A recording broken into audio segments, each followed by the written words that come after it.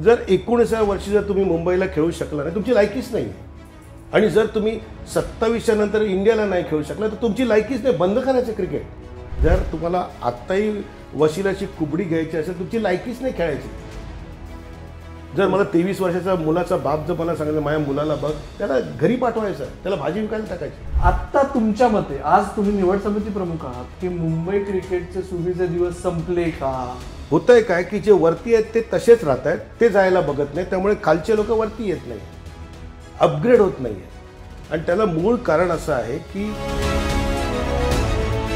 वशिलेबाजीचा फायदा होतो आणि त्याच्यामुळे वशिलेबाजीशिवाय पर्याय. आता मी तुला तेच सांगतो ना, कितीतरी मुलं येतात, याचा हा वडील आहे, त्याचा तो आहे, त्याचा तो आहे. आपले क्रिकेटर्स, एक्स क्रिकेटर पण कमी नाही आहे त्याच्यात. शेवटी माझी मुंबई आहे. माझ्या मुंबईला जे त्यांची लायकी आहे तेच खेळणार. आणि हे प्रत्येक सिलेक्टरनी बघायला पाहिजे. मला आवडेल कोणी शिव्या वगैरे दिलेलं, मला आवडेल, मला काही फरक नाही पडत. पृथ्वी शॉला मुंबई सोडायला भाग पाडलं गेलं याच्यावर नाही संजय पाटील सर नाही अजिबात. आता त्याला सगळ्या लोकल मॅच खेळवला. कुठच्या मॅचचा मला परफॉर्मन्स दाखव, 30च्या वर गेलाच नाही. इंडिया ए किंवा या स्कीममध्ये मुंबईचेच जास्त प्लेयर्स आहेत. त्यामुळे तो पण सप्लाय चेन जी आहे ती कुठे खुंटलेली नाही आहे. त्याच्यासाठी म्हणजे मुंबई क्रिकेटला सॅल्यूट आहे.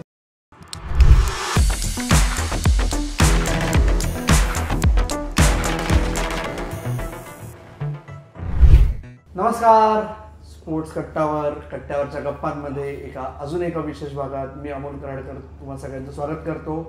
माझ्याबरोबर आज पुनरागमन आहे स्पोर्ट्स कट्ट्यावर मुंबईचे निवड समिती प्रमुख संजय पाटील सर. धन्यवाद संजय सर, तुम्ही मागच्या वेळेस प्रॉमिस केलं होतं आणि ते तुम्ही पाळलेलं आहे. संजय पाटलांनी शब्द दिला की तो खरा ठरणारच, याची खात्री आम्हाला तुम्ही लगेच करून दिलेली आहे. आज आपण एका विशेष मुद्द्यावर बोलायचं आहे. आपण म्हणजे आता मी मुंबईत गेली 20 वर्ष काम करतो पत्रकारितेत. कायम हा मुद्दा चर्चेला येतो की मुंबई क्रिकेटचे सुगीचे दिवस संपले का, मुंबई क्रिकेटचं भवितव्य काय. कारण की मुंबई क्रिकेटवर भारतीय क्रिकेटचं भवितव्य बऱ्याच अंशी अवलंबून असतं. गेल्या 10 वर्षात 2 वेळा रणजी ट्रॉफी जिंकली आहे, 2 वेळा मुश्ताक अली ट्रॉफी जिंकली आहे आणि इराणी ट्रॉफी जिंकलीच आहे आणि एकदा विजय हजारे ट्रॉफी जिंकली. आत्ता तुमच्या मते, आज तुम्ही निवड समिती प्रमुख आहात, तुम्ही एक इंटिग्रल पार्ट आहात या सगळ्या डिसिजन मेकिंगचा. मुंबई क्रिकेटचं आरोग्य कसं आहे? सुदृढ आहे, थोडंसं कमकुवत झालंय? कमकुवत असं नाही म्हणता येणार, पण एवढं निश्चित आहे की ती इंटिग्रिटी कुठेतरी कमी पडते. मला असं वाटतं मुंबई क्रिकेट खाली कधीच जाऊ शकत नाही. कारण मला वाटतं ॲज अ मॅच रेफरी जवळजवळ 14 वर्ष मी होतो. प्रत्येक भागात भारतामध्ये सगळीकडे गेलं तर जेवढी मॅच्युरिटी मुंबईला आहे, मुंबईच्या 14 वर्ष. कारण एखादा मुलगा ज्यावेळी मुंबईच्या स्टेट टीममध्ये येतो त्यावेळी तो कमीत कमी 2 ते 2,500 मॅचेस खेळून येतो आहे. वेरच तू बाकीच्या स्टेटमध्ये जर गेला समोर तर तिथे हार्डली 2, 3, 4, 5 टुर्नामेंट, जास्तीत जास्त 5 टुर्नामेंट. त्यामुळे त्यांची जी कॅपॅसिटी आहे किंवा त्यांचा जो इन्व्हॉल्वमेंट आहे ती तेवढ्याचसाठी मर्यादित असते. इकडे आपला अंडर 40चा मुलगा बाकीच्या टुर्नामेंट, स्कूल्स, बाकीच्या गायलची खिचाडिया ट्रॉफी काय नाही तो, आणि तो ज्यावेळी मुंबई टीममध्ये येतो त्यावेळी बाकीच्या सगळ्या टुर्नामेंट जवळजवळ 1000-1200 मॅचेस खेळून येतो. त्यामुळे त्याची मॅच्युरिटी लेवल ही अनपॅरलल असते. पण प्रॉब्लेम कुठे होतं मला असं जे वाटतं, गेले आता जवळजवळ 20 वर्ष झाली, 21वं वर्ष की तेच चाललं आहे की इन्व्हॉल्वमेंट त्यांची होतच नाही आहे. त्यांना टिपिकल असं वाटतं की मला कोणीतरी सपोर्ट करायला पाहिजे, जी सपोर्ट करायला पाहिजे, मला कोणीतरी माझ्यासाठी शब्द टाकायला पाहिजे. मला तेच त्यांना सांगायचं की या कुबड्या आहेत सगळ्या. आत्ता पण बघलं की जर 19व्या वर्षी जर तुम्ही मुंबईला खेळू शकला नाही, तुमची लायकीच नाही आहे. आणि जर तुम्ही 27च्या नंतर इंडियाला नाही खेळू शकला तर तुमची लायकीच नाही. बंद करायचं क्रिकेट. 27-28 खूप झालं. पण होतंय काय की जे वरती आहेत ते तसेच राहत आहेत, ते जायला बघत नाही. त्यामुळे खालचे लोक वरती येत नाही आहेत, अपग्रेड होत नाही आहेत. आणि त्याला मूळ कारण असं आहे की बाकीच्यांचं इंटरफिअरन्स, की कोचेसचं त्यांचं प्रेशर, त्यांच्या पॅरेंट्सचा नाही खरोखर मी माझं कौतुक आहे की पॅरेंट्स वगैरे इन्व्हॉल्व्ह होतात, पण ते एवढ्या लेवलपर्यंत इन्व्हॉल्व्ह होत आहेत की ते उद्या भांडायला निघतात की का नाही घेत आहे. ही जेव्हा कमी होईल ना तेव्हा मुंबईला प्रॉपर क्रिकेटर मिळेल. हे जे मी ज्युनियर क्रिकेटबद्दल बोलतोय. राईट. तेच मला विचारायचं आहे की गेल्या 20 वर्षात दर वर्षावेळी ही कुजबूज वाढताना जाणवते मला की वशिलेबाजीचा फायदा होतो आणि त्याच्यामुळे वशिलेबाजीशिवाय पर्याय. आता मी तुला तेच सांगतो ना, I am the senior most selector, की मला हे त्या पालकांनी सांगावं की ज्यावेळी 400-500 मुलं जेव्हा असतात तेव्हा अमोल माझा मुलगा मी ओळखू शकत नाही. तर कुठचाही सिलेक्टर हा बायस नसतो, चुका होतात, पण ते it is not out of deliberation. कधी कधी असं होतं की चुकून राहतं, पण मग हे लोक त्यालाच कॅपिटलाइज करतात. अरे तो सिलेक्टर कोणाला पडलेलं नसतं असं. आणि खरोखर सांगतो गेल्या 4-5 वर्षामध्ये प्रत्येक सिलेक्टर प्रत्येक मॅचेस बघतो. हां काय काय होतात, आताची सगळी बोटं सारखी नसतात, पण शेवटी तुमचा क्वालिटी आणि तुमचा क्लासच तुम्हाला तिकडे ठेवता येतो. कितीतरी मुलं येतात, याचा हा वडील आहे, त्याचा तो आहे, त्याचा तो आहे.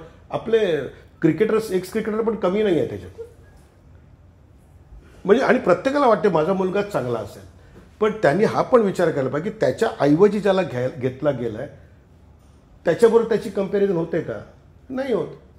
आता मी जवळजवळ पण मला अजूनही फोन येतात. मला वाटतं मी गेल्या वर्षी मी सांगितलं होतं, मला तू इंडियाच्या 11 प्लेयरची नावं विचार, मी खरं सांगतो मला माहीत नाही, पण मुंबईतला गल्लीतला क्रिकेटर विचार मी त्याच्याबद्दल सांगू शकतो, कारण मी आत्मीयतेने त्याच्याकडे बघतो की हा कसा आहे. आणि पहिली गोष्ट क्रिकेट सिलेक्टरचं अल्टिमेट सॅटिस्फॅक्शन काय आहे की त्यांनी सिलेक्ट केलेला मुलगा कधी हायेस्ट लेवल खेळेल. मी काढल्यानंतर मला झोप कशी लागेल मी ह्याला हाकलून दिलं तर, का तर त्याचा अप्रोच आहे, त्याचा ॲटिट्यूड आहे, तो गुड मॉर्निंग बोलत जरुरी पण नाही,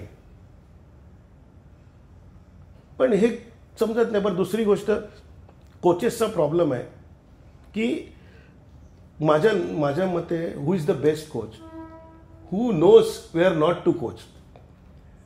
आज काय होतंय उठसूट उद्या सचिनमध्ये पण हे लोक फॉल्ट काढतील, तर तुम्ही ते ठरवायला पाहिजे की या मुलामध्ये खरोखर. आणि नंतर 15-16 वर्षानंतर फक्त तुम्ही एन्हान्समेंट करू शकता, तुम्ही एम्बायब नाही करू शकत.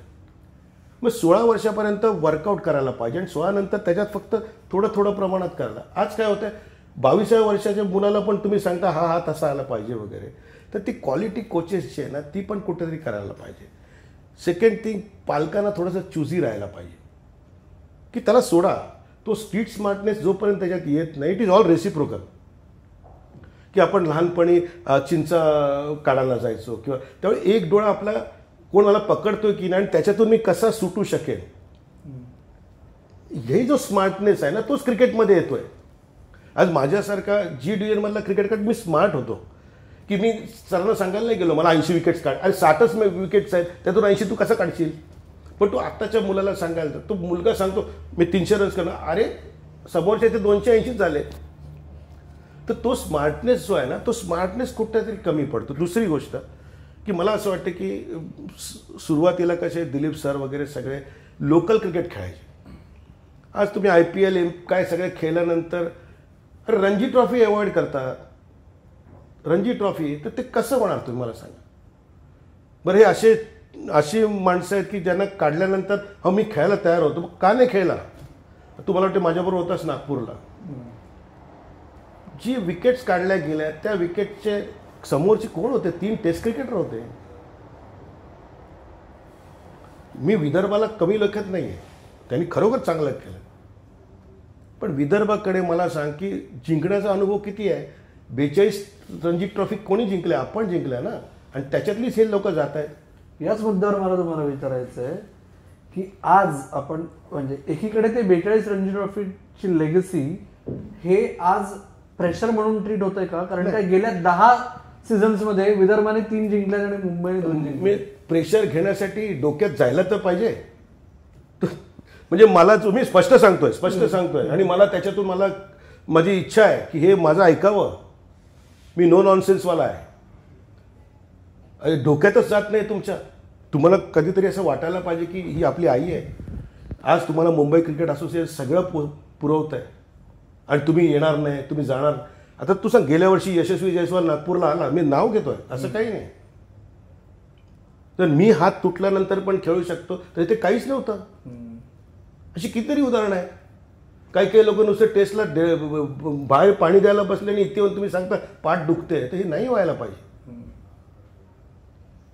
ती इंटिग्रिटी. आणि म्हणून मला खूप बरं वाटलं ॲडमिनिस्ट्रेशन जे अजिंक्य नाईक किंवा CS नाईक असतील किंवा राजू कुलकर्णी असेल, आज काय केलं की दिलीप वेंगसरकरांना आणून खूप मोठी गोष्ट केली.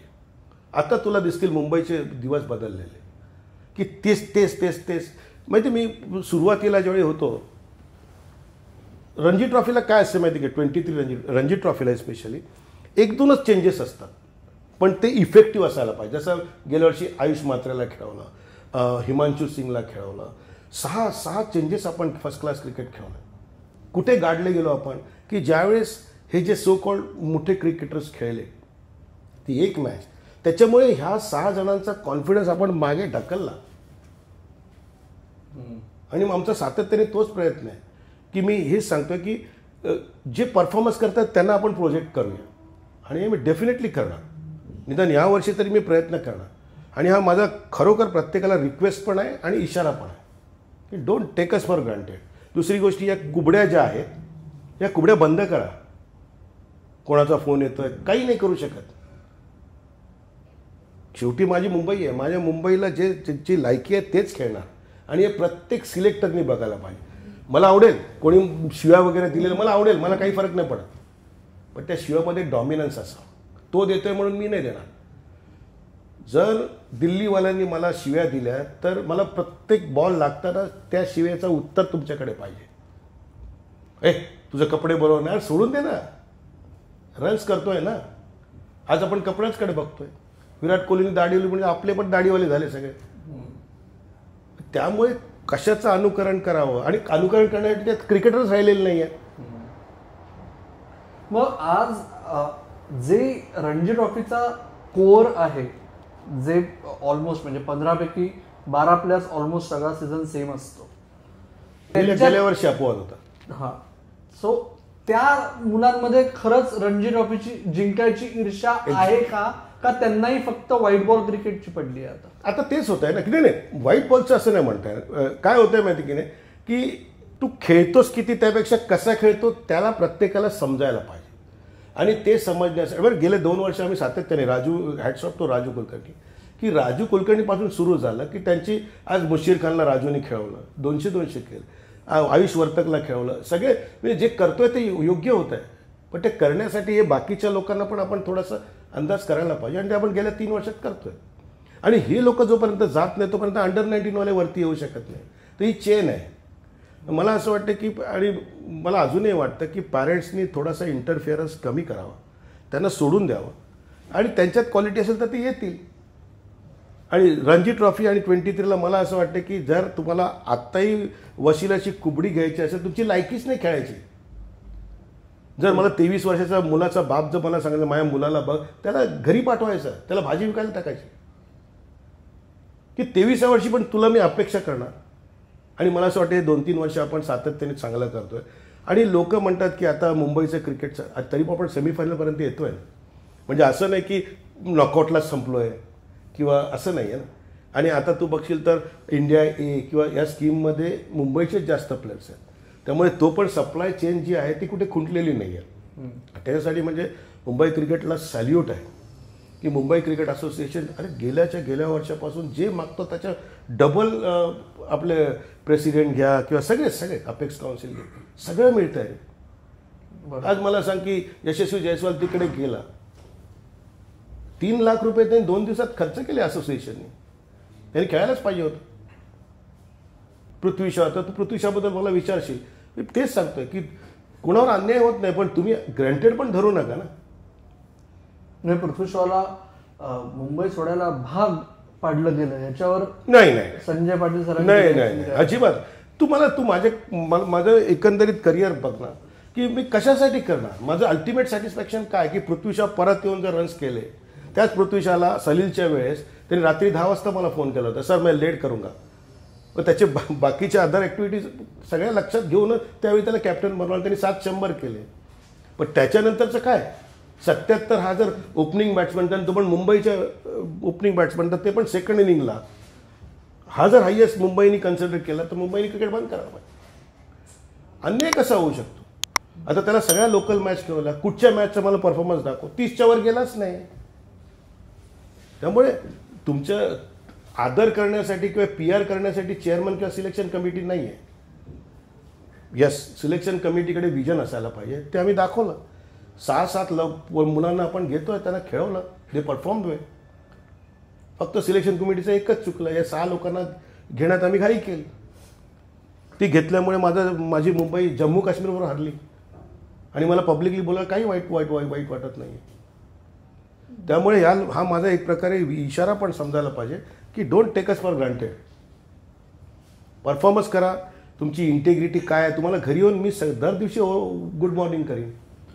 पण मग हा मुद्दा तुमचा आता नॅशनल सिलेक्टर्स बरोबर सॉर्ट आउट झालाय का? कारण त्याचे मागच्या वर्षी जसं झालं की हे भारताचे कसोटी खेळाडू आहेत, नाही कसं झालं काय की थोडासा मिसइंटरप्रिटेशन झालं. त्याचं कारण कसं होतं की आम्ही जे घेतलं ते असं घेतलं की त्यांनी अजितनी मला वाटतं किरणला बोलून पण दाखवलं की असं काय आम्ही काय फोर्स नाही केलं. पण शेवटी आता तू रोहित शर्माला काढणार का मला सांग. म्हणजे असं होतं ना की नाही, ड्यू रिस्पेक्ट टू अजित, पण अजितचं माझं कधी माझा काय संबंध आहे? I am limited to Mumbai cricket. मला माझ्या मुंबईचं क्रिकेट बघायचं आहे, माझ्या मुंबईचे किती भारताला खेळतात हे मला बघायचं. मी अजितशी कशाला बोलू? पण ॲट द सेम टाईम तो रिस्पेक्ट ठेवला गेला पाहिजे, तो मी ठेवला आणि आम्ही हारलो. तर जम्मू काश्मीरवर हारलो हे एक खऱ्या मुंबईकराला कधीच आवडणार नाही. मला अजून आठवते की MP च्या अगेन्स्ट सरांनी जेव्हा 270 केले, he refuse to give autograph. बरोबर. ड्रेसिंग रूममध्ये 116 टेस्ट रे, आणि हे जम्मू काश्मीरमध्ये हारले तरी फाईन लेगला ऑटोग्राफच देत होते. ही मोठी तफावत इथेच क्लिअर होते ना. तर मला असं वाटतं की फ्री हँड आणि अजित, थँक्स टू अजिंक्य नाईक, सगळेच अपेक्स काउन्सिल, CS किंवा राजू आम्हाला फ्री हँड दिला. त्यामुळे यावर्षी भले काही झालं तरी कोणाचे लाड खपवून घेतले जाणार नाही, कोणावर अन्याय होणार नाही. दुसरी गोष्ट म्हणजे जे परफॉर्मन्स करतात म्हणजे प्रत्येक सिलेक्टर फिरतात, सगळे करतात. आणि अंडर-23 आणि रणजी ट्रॉफीला विजन लागते की हा खेळेल की नाही. जे आपण दाखवलं 3 वर्षामध्ये, मुशीर खान घे, आयुष म्हात्रे घे, किंवा आता आयुष वर्तक चांगला करतोय, की चांगले क्रिकेटर्स येत आहेत. त्यामुळे येतील आणि येणार. आणि मुंबई क्रिकेट संपलेलं नाही, संपणारही नाही. फक्त कुठेतरी काय होतं आहे की अपोजिशनचा आपण खूप जास्त विचार करायला लागलो आहे. सर्वात मोठी गोष्ट काय झालं की टीम मिटिंगमध्ये आपले जे प्लस पॉईंट्स आहेत त्याच्यापेक्षा अपोजिशनचे प्लस पॉईंटवर आपण डिस्कशन जास्त करतो. तर मला असं वाटतं तिथे कुठेतरी लक्ष ठेवण्याची गरज आहे. आणि ज्याला आपण एक लीडर्स करतो त्याने you should lead by example. जे थोडंसं आपण कमी पडतो, पण आता होणार नाही. कारण माझ्याबरोबर सरांसारखा मोठा माणूस आहे, ॲडमिनिस्ट्रेशन आहे. अजिंक्य नाईक हा माणूस असा बरं, त्याला काही सांग, म्हणजे ग्रेट प्रेसिडेंट, की जेव्हा त्यांना सांगितलं सर हे करायचं करून टाका.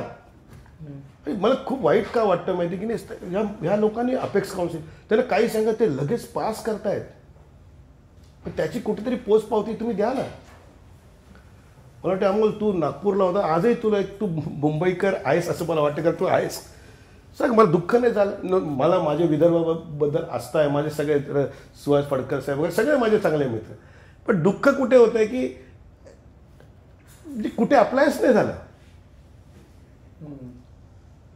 आणि परत तुम्ही सांगता की मला पुढच्या वर्षी खेळायचं आहे. हे तुम्ही नाही ठरवणार, मी ठरवणार.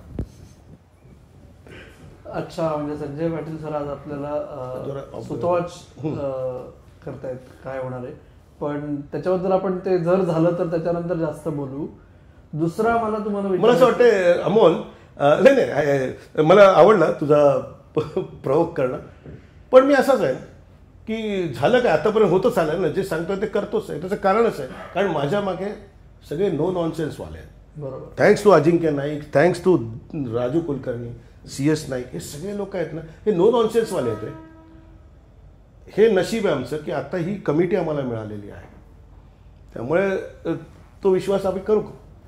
पृथ्वीला त्याने इच्छा प्रदर्शित केल्यानंतर त्याला शुभेच्छा देऊन पृथ्वीला यशस्वी जातो म्हणून परत येण्यात संजय पाटीलांचा हात होता का? नाही. मित्रा, मी तुला खरं सांगतो, हे मुद्दाम तू कोट कर. माझ्यासाठी जो मुंबईसाठी मोठा करतो तो मोठा आहे. मी आजही तुला तेच सांगतोय, सगळ्यांना तेच सांगेन. भारतासाठी बघ, मी ते 14 वर्ष मॅच रेफरी करून आलो, ICC वगैरे सगळं मॅनेजिंग कमिटी सगळं केलेलं आहे. त्यामुळे मला कोणाचं इम्पॉर्टन्स नाही आहे. तू काय खेळतो माझ्या मुंबईला काय खेळतो ते महत्त्वाचं. माझ्या घरी फक्त 2 सिरियल लागतात. हे मुद्दाम मी आवर्जून कोट करतोय, तारक मेहता आणि बाबी जिगर. बाकी मला काही इंटरेस्टच नाही. कारण काय माहिती आहे, मला काम दिलं आहे सिलेक्शनचं, मुंबईच्या सिलेक्शनचं. त्यामुळे प्रत्येकाने समजू नये की मी इकडे काय खेळलो आहे, मला काही फरक नाही पडत. मुंबईला काय खेळतोयस, किती तुझी इंटिग्रिटी आहे. आणि यावर्षी मी पॉलिसी केलेली आहे की consistency in performances, loyalty and integrity, या 3 गोष्टी तुमच्याकडे असायलाच पाहिजे. आणि याच्यावरच आम्ही करणार आहोत. त्यामुळे तो कोण किती यशस्वी आहे त्यांनी सांगा, कोणीही सांगा. मी कोणाला फोनच करत, माझ्याकडे फोन नंबरच नाही आहे त्यांची. आणि त्यांच्याशी मी का बोलावं? मी ॲडमिनिस्ट्रेशनशी बोलेन. आणि हायरार्की कशी आहे, president, secretary and then chairman of selection committee, then players and बाकीचे. मी कशाला बोलायला जाऊ? मला जर काही प्रॉब्लेम येऊ शकत नाही. कारण माझे क्लिअर व्ह्यूज आहेत. तुम्ही परफॉर्म करा, रिस्पेक्ट गेन करा आणि मग सिलेक्टरशी बोला. काय लोकांना मी बघितलं की हा पाहिजे तो पाहिजे. अरे पण मुळात आम्हाला तूच नको आहेस, तर मी दुसऱ्यांचा कसा विचार करणार? कळतंय? तर आणि nobody should take us for granted.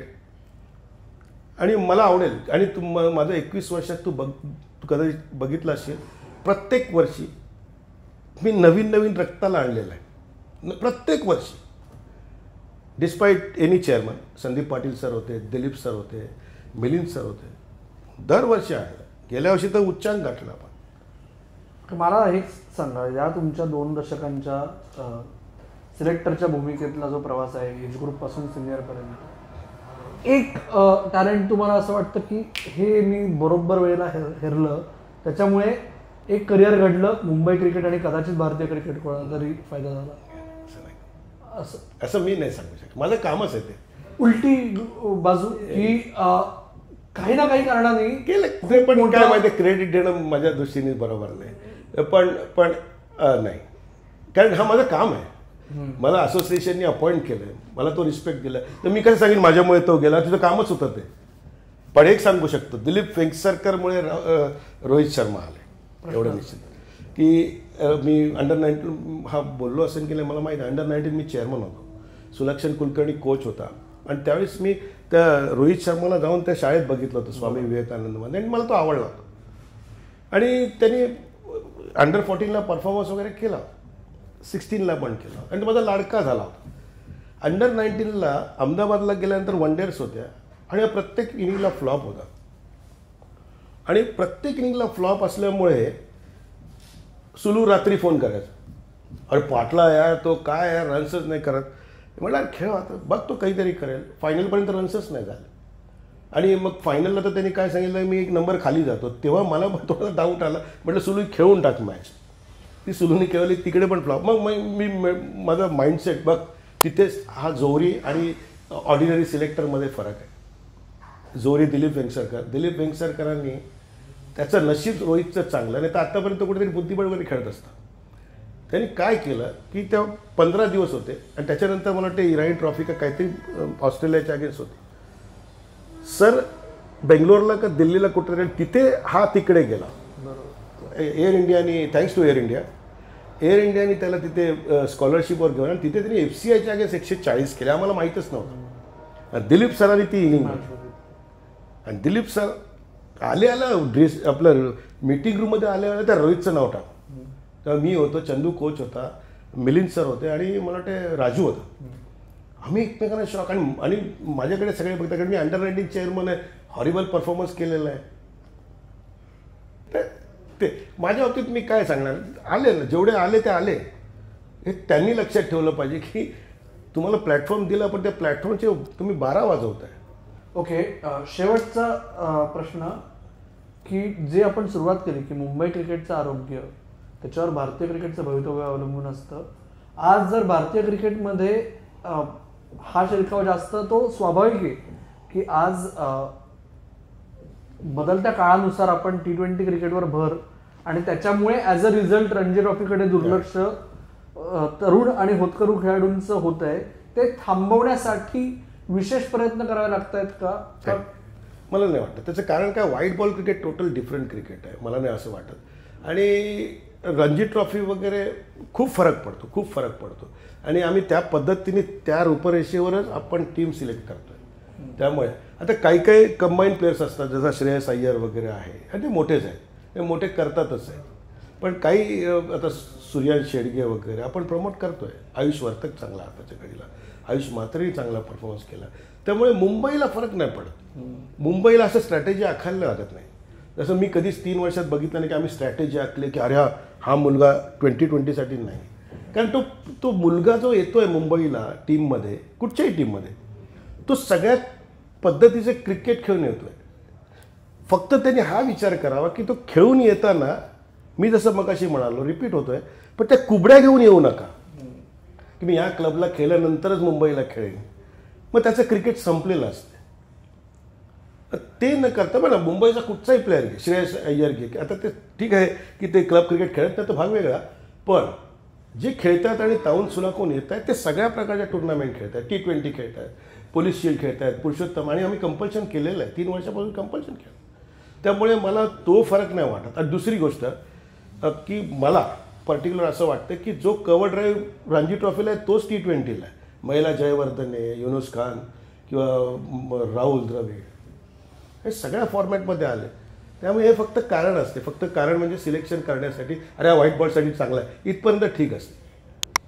पण जो स्ट्रोक किंवा जो इम्प्रोव्हायझेशन आहे ते तिकडेच आहे ना. मुंबईला नाही. मुंबईला आज विचार करणं, अनऑफिशियली आणि ऑफिशियली 50 ते 60 लाख क्रिकेटर रजिस्टर्ड आहे. वेळा दुसऱ्या स्टेट्समध्ये किती असतील जास्त, आणि क्वालिटी क्रिकेटर्स मुंबईमध्ये, आणि आपल्या मुंबईला तेवढं आहे. अजूनही बघ ना, दिल्ली वगैरे ऑलमोस्ट संपायच्या ह्याच्यात आहे, आपण मुंबई अजून तिथेच आहे. त्यामुळे रणजी ट्रॉफी आपण जिंकणार, यावर्षी तर जिंकणार. जरा थोड्या 2-3 स्टेप्स उचलल्या, आणि जसं तू म्हणतोस राहील प्रूव्ह इट की उचलायला लाच लागतील, तर प्रत्येकाने हा विचार करायला पाहिजे. परफॉर्मन्स करायचा आहे आणि तुमच्या मागील कारकिर्दीचा आढावा घेऊ नका की मी. आणि मला असं वाटतं की माझं एक असतं की जो इतिहासावर बोलतो तो संपलेला क्रिकेटर असतो. त्यामुळे मी 90 साली काय केलं ते तिकडे घरी जायचं. तर त्याच्यामुळे इतिहासावर कोणी बोलू नये. जोपर्यंत माझी कमिटी आहे आणि माझे सगळे ॲडमिनिस्ट्रेटर आहेत, तर आपण जिंकू. आणि बाकीचं क्वालिटी चांगली आहे. तुषार वगैरे सगळे आता तयार होत आहेत. मुशीर आहे, सरफराज आता तो बारीक झाला असं तो म्हणतोय, तर तेही कळेल. आणि आता मस्त आमचं कसं झालं, यावर्षी मी प्लॅन पण केलेलं आहे की प्रत्येक एज ग्रुपमधून आपण घेतोय. आता मी अंडर-19चे 3 प्लेयर्स घेतले आहेत वरती. तीच पद्धत अंडर-16मध्ये जाईल. ती म्हणजे प्रत्येकाला आपण जस्टिफाय करू. आणि त्यात तुमच्यासारख्यांचं खरोखर जाता जाता एकच सांगेन, अमोल, खूप चांगलं काम करताय तुम्ही. म्हणजे आमच्या वेळी जसे क्रिटिसायझर होते तसेच तुम्ही आहात. तुम्ही ॲडमायर पण करताय आणि क्रिटिसाइज पण करताय. ॲट द सेम टाईम तुम्ही प्रोवोक पण करताय. त्यामुळे तुमचं मनापासून अभिनंदन, की खूप छान करताय.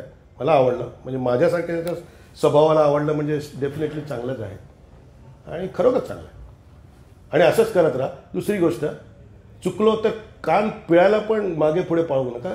त्याच्यातून मला एक चांगलं मिळेल की ॲक्सेप्टन्स आहे माझ्याकडे, की उद्या अमोलने मला सांगितलं मी असंच घेणार नाही, मी प्रयत्न करेन की त्याच्या जवळपास पोचायचं. तर acceptance level is the best. की देशांतर्गत हंगाम सुरू व्हायच्या आधी तुम्ही हे सगळं बोलताय, आणि तुम्ही जे असं म्हणलात की अभिनंदन करायला असो किंवा कान नाही पिळणार, अरे 100% टीका करायला का अधिकार आहे प्रत्येक पालकाचा. इनफॅक्ट मी तुला अमोल परत सांगतो, प्रत्येक पालकाचा पण अधिकार आहे. It should be in a decent way, it should be in a right way. त्यांनी त्यांची मर्यादा न ओलांडता मला विचारलं, तुमच्या प्रत्येक प्रश्नाची उत्तरं मी देईन, पण तुमच्या मर्यादा मी ह्याला बोलीन ते होणार नाही माझ्याकडे. ते पण तुमच्याबद्दल डेफिनेटली आदर आहे की जो सपोर्ट आयुष मात्रेला वगैरे मीडियाने दिला, तुमच्या सगळ्यांनी खूप मोठी गोष्ट होती. जेव्हा जसं म्हणतोस तू पृथ्वी शाबद्दल गाजावाजा झाला नाही. मी एक्सपेक्ट करत होतो की सगळे काहीतरी लिहितील वगैरे, नाही.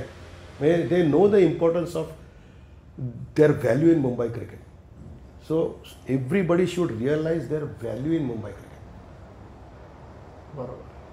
आणि हीच या हंगामात नक्की कोणाची किती व्हॅल्यू प्रूव्ह केली आणि नक्की मुंबई क्रिकेटचा अख्खा हंगाम फक्त सिनियर नाही एज ग्रुप पासून याच्यावर आपण हंगाम संपल्यानंतर पुन्हा एकदा गप्पा मारूया. तर संजय पाटील सर पुन्हा एकदा धन्यवाद. ग्रेट मला बरं वाटलं. मला हवंच होतं की असं माझे विचार सगळ्यांसमोर पोचावेत. पालक असतील, क्रिकेटर्स असतील, कोचेस असतील आणि स्वतः प्लेयर्स असतील, त्यांनी त्यांचं इम्पॉर्टन्स ओळखावं. मुंबईला खेळणं इतकं इझी नाही आहे आणि जर मिळालं असेल तर ते मेंटेन करणं त्याच्यापेक्षा कठीण आहे. तेव्हा या गोष्टी सगळ्या विचार करायच्या. नो नॉनसेन्स आहे. कुणाचीही कुठचीही चुकीच्या गोष्टी खपवल्या गेल्या नाही जाणार. या नोटवर आपण थांबूया. पण तुम्हाला काय वाटतंय, मुंबई क्रिकेट आत्ता सुदृढ अवस्थेत आहे का? काही तुमचे जर काही सजेशन्स असतील तेही आम्हाला कमेंट्समध्ये कळवा. कॉन्क्रीट सजेशन्स आपण नक्कीच संजय पाटील सरांबरोबर आणि त्यांच्या मुंबई क्रिकेट असोसिएशनमधल्या सहकाऱ्यांपर्यंत पोहोचवायचा नक्की प्रयत्न करू. कमेंट करा, लाईक करा, शेअर करा, सबस्क्राईब करा. तुर्तास आम्ही थांबतो. तुम्ही मात्र ऐकत राहा, बघत राहा आणि आमची वाट पाहत राहा. धन्यवाद. थँक्यू.